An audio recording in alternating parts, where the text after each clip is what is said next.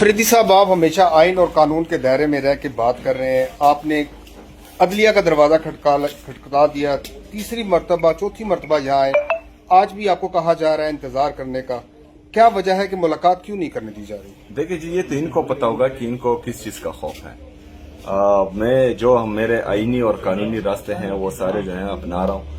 और आज क्योंकि वो जो 3 जजेस के ऑर्डर्स थे उनकी अटेस्टेड कॉपी अभी तक हमें नहीं मिली थी, जिसपे मैंने लेटर किया था, और आज जो है उस पर लेटर पर रिसीविंग मुझे मिल गई है। तो उम्मीद है कि वो ऑर्डर्स मिल जाएंगे और फिर जो है उस पर हम कंटेम्प्ट ऑफ कोर्ट करेंगे इंशाल्लाह। और इसके अलावा पार्टी में भी कोई इस हवाले से बात जारी है, अगर इजाजत नहीं मिलती तो क्या करेंगे? बानी पीटीआई की जानिब से कहा गया है कि आप अपनी टीम बनाएं, आपके पास फुल अख्तियारात हैं। क्या आपने फाइनलाइज कर ली है? वो हिदायत मिल चुकी हैं और तकरीबन फाइनल है और जल्द ही जो है उसका ऐलान हो जाएगा। आपके बयानात के ऊपर राना सनाउल्लाह काफी तबसरे करते हैं, आपको तनकीद का निशाना बनाते हैं।